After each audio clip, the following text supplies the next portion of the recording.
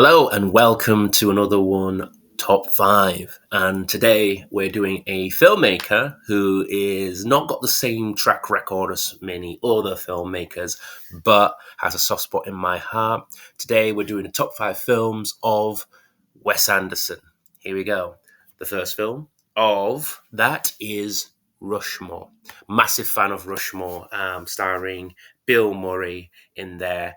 It's literally about Rushmore. A young man from Rushmore Academy falls in love with a much older teacher, but it turns out that it is also the love interest of his mentor, and it's all about the comedy aspects and the awkwardness, and it's got the hilarious humor as well within it, and it's well worth watching if you've never seen it before, but you are a fan of Wes Anderson's work. Number 2 is The Royal Tenenbaums, starring Owen Wilson. We've got a young Gwyneth Paltrow. We have Gene Hackman, one of my favourite actors. We'll probably do a top 5 of his at some point.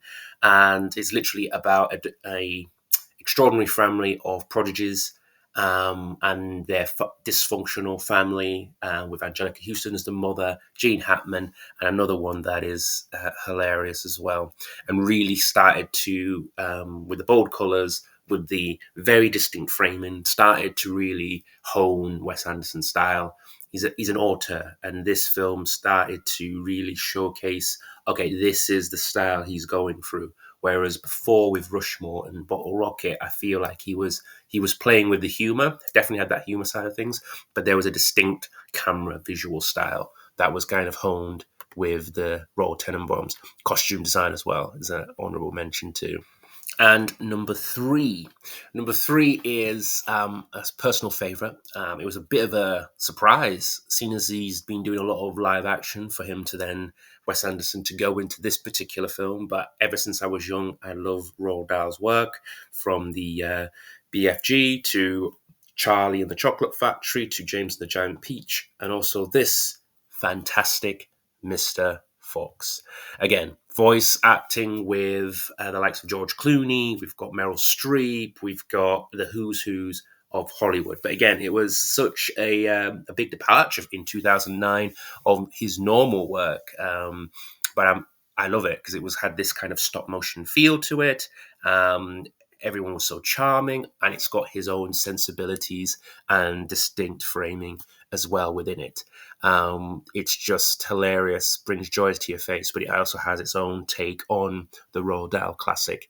And again, well worth watching as well. And then brings me on to number 4. And number 4 is another stop motion classic, in my opinion, and it is The Isle of Dogs. Another one that was a bit of a surprise, especially after doing Fantastic Mr. Fox. But it just goes to show you, I think he enjoyed the medium.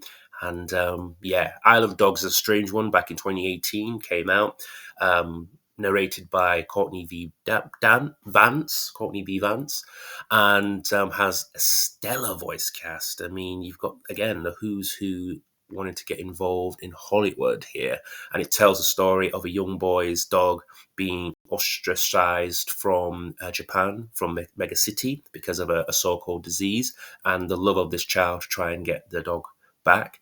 Obviously, all these other dogs are on there, and they're trying to get rid of them all. But you've got the likes of Bryan Cranston, Edward Norton, Koyo Rankin in there as the voice cast of this. And again, I don't want to give away too many spoilers to the film. If you love stop motion animation, akin to what you saw in Fantastic Mr. Fox, or even the Wallace and Gromit and the great stop motion animation that's gone on there, please watch The Isle of Dogs, because it's in my top 5, 100%. Now, before I go into the last one, I want to give an honourable mention to the wonderful story of Henry Sugar and Other 3 Stories. Now, this is, again, a bit surprised that came out on Netflix a few years back. It's an all-star cast with Benedict Cumberbatch, Sir Ben Kingsley, as amongst a few others, as well as other collaborators. I want to say Ralph Fiennes was in there as well as Ratcatcher. But yes, again, if you're a fan of the Roald Dahl short stories, I remember reading the one about Henry Sugar. many years ago, and trying my very best to do the candle trick, and just not having the patience to do it. To be fair to you, but that deserves an honourable mention as well. But my last and top five um, best Wes Anderson films has to be The Grand Budapest Hotel.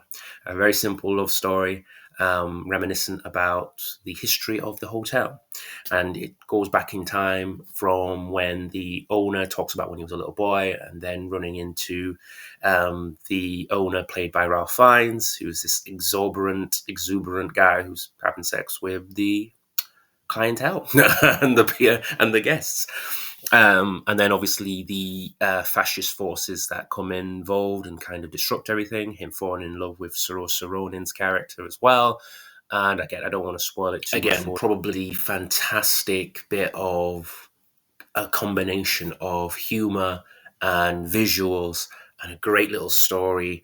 And it really has, in my opinion, there's no better Wes Anderson film that showcases everything in a narrative. I think a lot of the other films that have come afterwards, they don't quite have the same quality in terms of story, or the humor's not there, or the visuals. The visuals always work, if I'm being honest with you.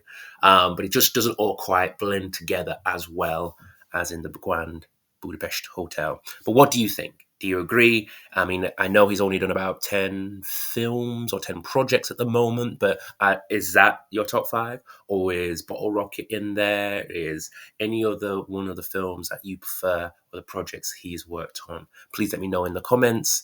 And thank you very much for listening and for watching. Take care and have a fantastic day.